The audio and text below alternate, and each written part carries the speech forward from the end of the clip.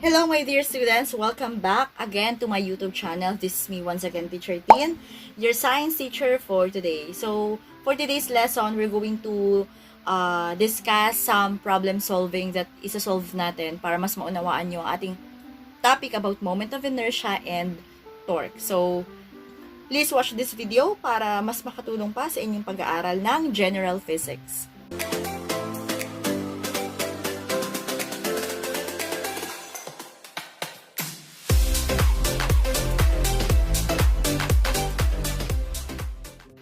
Alright, so let us have sample problem number 1. You pull the door open with perpendicular force of 10.0 Newton.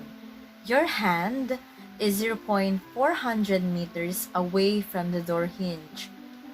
How much torque is produced? Alright, so let us use the GRESA method to identify the given in the problem. So to solve the problem, so let's use the GRESA. So GRESA stands for the given, the required. We also have the equation, of course, and solution, and then we have the answer. Alright, so for the given, our given is force. So we have 10 Newton force. We also have the radius of 0.400 meters. And of course, our position.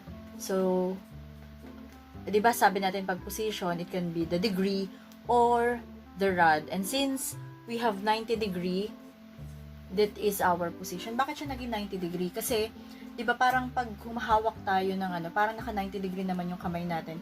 So when we are pulling a door, of course we are and with our hand, so makikita natin na naka 90 degree naman yung kamay natin. So let us have ang hinahanap natin is torque, so using the symbol tau. Okay, and then our equation, since meron tayong angle, so we will be using the formula torque is equal to F times R and then sine theta.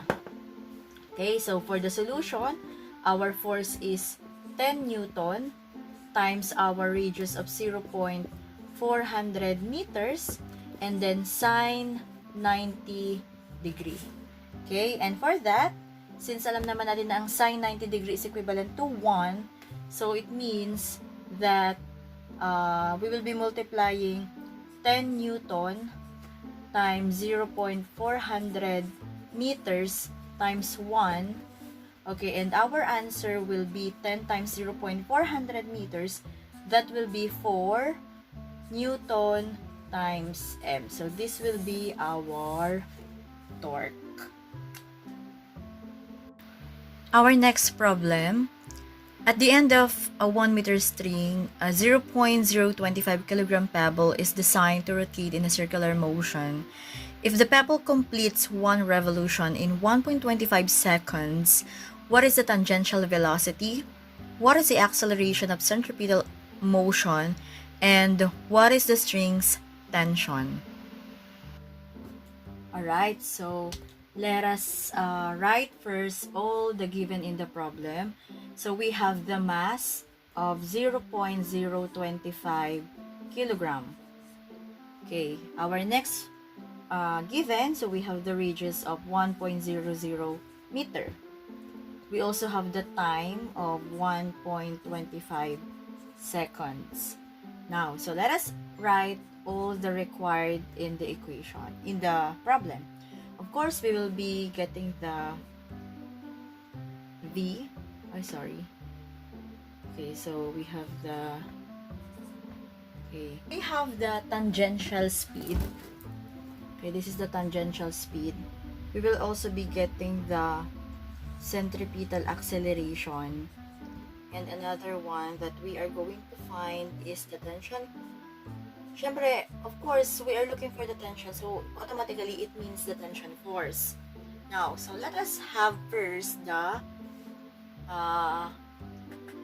we have first the tangential speed.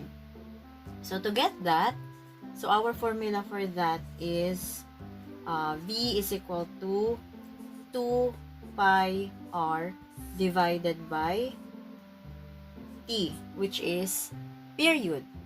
Okay, remember that to get the period, so it means time divided by cycle. And remember in our problem, so sabi natin, meron dong in 1 revolution, 1.25 seconds. So ang time natin ay 1.25 seconds and we only have 1 cycle. So it means our period here is 1.25 seconds. Okay? So now, let us proceed with the tangential speed.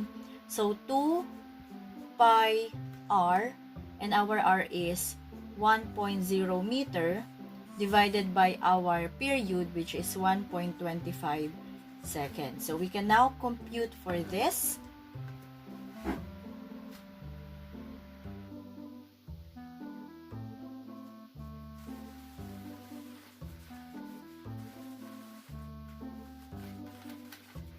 So, pag pinindot nyo sa calculator nyo, so, pindutin natin yung 2. And then yung pi, no need to write 3.14 kasi meron na ditong pi. Shift exponent, so makikita natin dun yung 2 pi. Okay, of course, ito times natin siya sa 1. So, since 1 lang naman yan, so no need to multiply. So, ang sagot ay 6.28. So, pwede na natin siyang idiretso para hindi na natin maputol yung accurate na sagot. So, since i-divide naman natin siya sa 1.25, so, divided by 1.25, yan.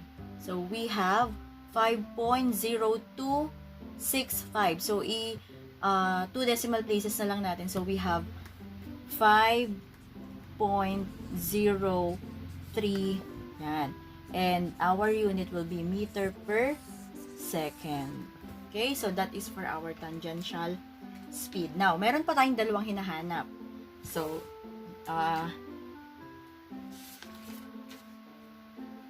right. So, itabi na lang natin dito. So, ang ating V ay 5.03 meter per second. Kasi gagamitin natin mamaya yan para isolve naman yung ating pangalawang hinahanap. So, our B is centripetal acceleration. Okay, alpha, centripetal. So, ang ating formula naman para dyan is V squared divided by R. Sabi sa inyo, gagamitin natin yung ating V. So, ang V natin, ang ating kanyang kanina is 5.03. Alright. So, meter per second. So, squared natin yan divided by R, which is 1.0 meter. Alright. So, squared natin, di ba pag sinabi nating squared, 5.03 squared, 25.3009. So, pwede na natin siyang i-round off. So, we have 25 point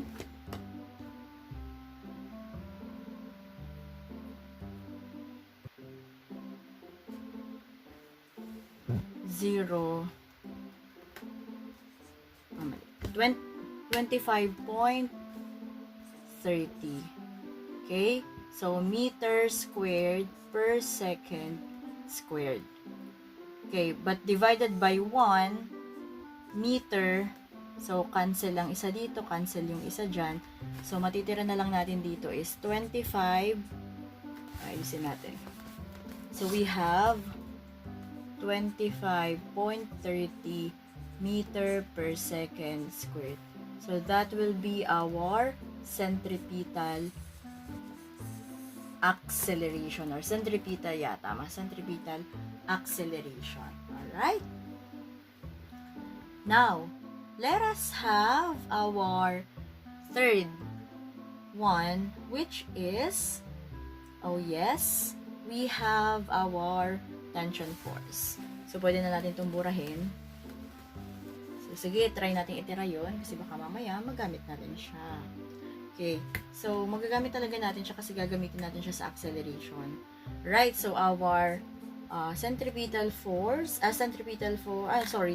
tension force, so mass times acceleration, our mass is 0.025 kilogram and our acceleration is 25.30 meter per second squared. So, pag kinalculate natin yan, is 0.025 times 25.30. So, we have, yan. Okay, so our answer is 0.6325 or simply 63, okay, Newton. So that is our tension force. Alright, so ito na yung nakuha natin para sa velocity, sa speed pala. Alright, tangential speed 5.03 meter per second. We have the centripetal acceleration 25.30 meter per second. And we have the tension force 0.63 Newton.